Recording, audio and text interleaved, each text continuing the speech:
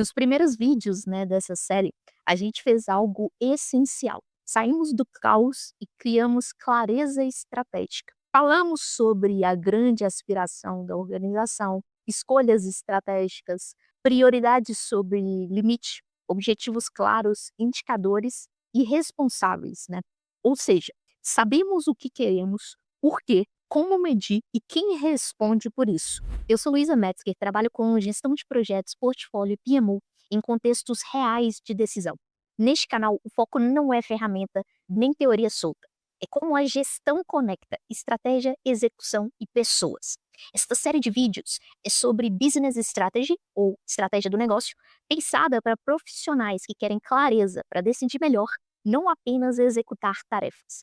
Se você chegou agora, recomendo assistir os vídeos anteriores para entender o encadeamento das ideias. Mas agora vem a pergunta mais difícil: como transformar clareza em uma execução consistente? Para responder isso, né, nós precisamos mudar um pouquinho a lente. Organizações não são um conjunto de pessoas e tarefas, né? Elas vão além disso. Elas são sistemas. Sistemas funcionam a partir de conexão entre as partes, relações de dependência, né? Fluxos de informação e decisão, entradas e saídas e feedbacks, né, que reforçam e corrigem comportamentos. Quando a execução falha, nem sempre é porque alguém não se esforçou o suficiente, né? É porque o sistema ele foi mal desenhado. E eu demorei anos para entender, né, que não adiantava trabalhar 12 horas por dia se o fluxo de aprovação da empresa demorava 3 semanas.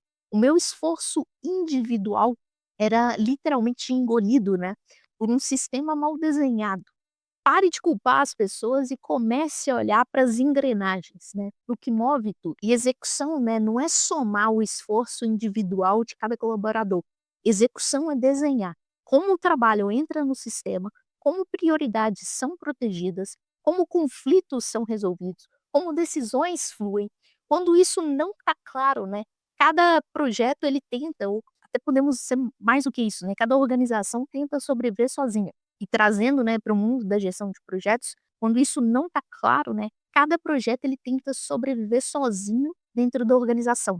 É aqui que entra o papel do PMO e da gestão de projetos de um modo geral em um nível mais alto. Não só como executores de tarefas, mas como literalmente arquitetos do sistema de execução. Na prática, né, isso começa com visibilidade sistêmica.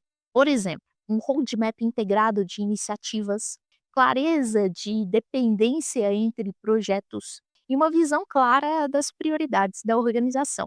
Exatamente por isso que ferramentas, né, como por exemplo o dashboard estratégico de projetos, que eu mostrei em uns vídeos anteriores do canal, fazem a diferença, né? Não para controlar projetos, mas para mostrar o sistema realmente funcionando.